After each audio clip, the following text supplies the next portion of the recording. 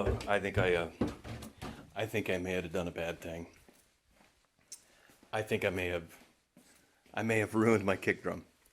Not ruined my kick drum. I think I may have kind of messed up the head a little bit. So my last video, I put on an Attack Orbit head.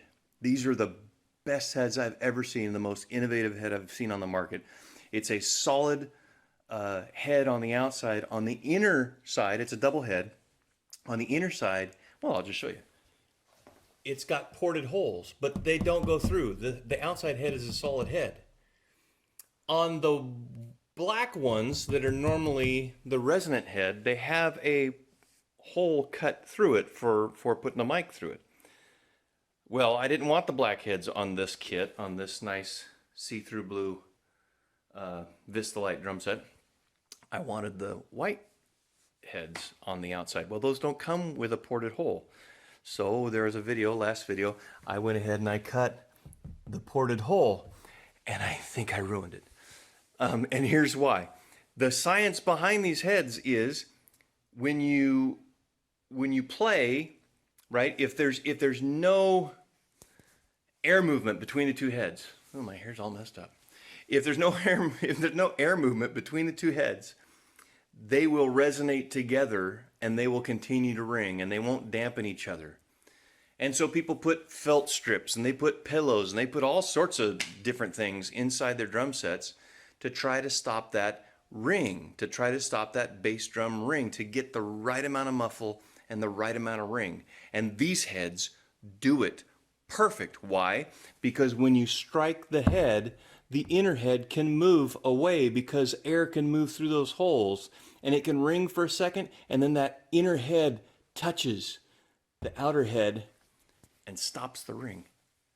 They sound phenomenal. I've got one on my big Madwagon kit, and the difference was night and day when I took off the old head and put the new heads on. But I cut the hole in this one, which was great. The hole went perfect. And then I put the ring on. It clamps both the inner and the outer head together.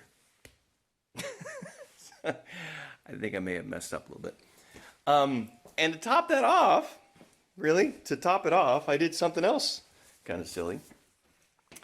I said, well, I've got these brand new heads, these beautiful heads. I don't want to mess them up.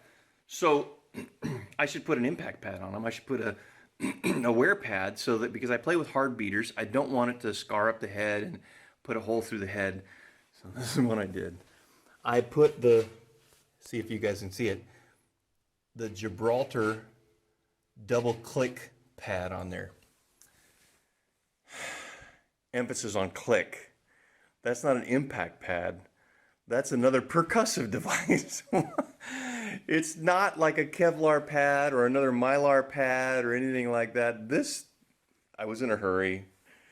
It's too easy to just buy now on Amazon. This has a metal disc in it. Which, in the 80s, when I was going for that sound, I used to have maple beaters, and I used to tape on the inside of the head. I used to duct tape either 50-cent pieces or quarters or whatever I could find. Used to duct tape, and they'd last about a show, maybe 2 shows, and then they would get all dished out from the beater pounding on them all the time, and I'd flip the quarters around or the 50-cent pieces around, and I'd tape them to the head again. My sound guy hated it because it was just like, you know, he's like, I don't like that. It's the sound that I wanted for the band at the time. I was not going for that sound on this drum set. So this is what it sounds like.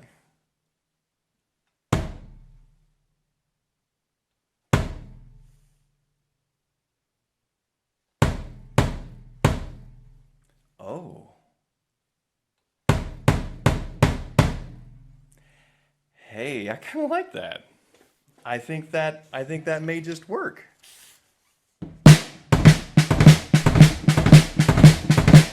Yeah, I'm kind of... Maybe I didn't mess up my drum set. Woo! So, yeah, tell me what you think. I'm going to put some A and Bs before I put the Attack Orbit head on. And then I had another older attack, double ply with a no overtone ring on it.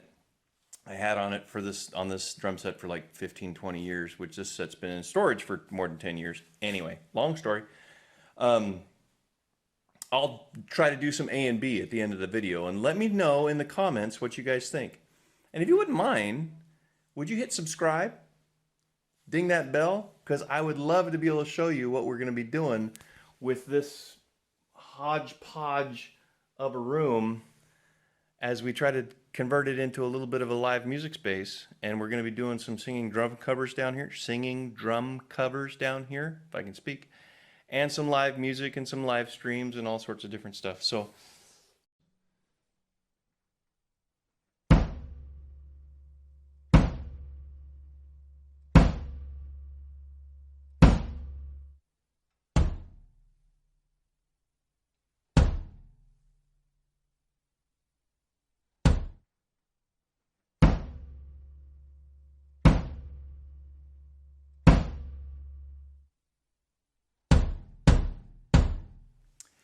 been kind of a long day, but I did want to mention that there's no compression, no EQ, just the mics thrown on the drums. I have got the SE Electronics SE7s overhead, and I've got there's a Behringer BA19 condenser mic in there. It's actually just a copy of a Shure 91, but I think that it gives a true uncolored sound for the drum. Much different than some of my other mics. It's just that's what the drum sounds like. So let me know if you think you hear a difference. I hear a difference, and I like it more than I thought. I thought I'd ruined my drum. I thought I'd ruined some kind of spendy heads, but I think I am really going to dig it. Leave it in the comments if you like it. Leave it in the comments if you don't. I'd love to hear from you. All right, thanks. Have a great day.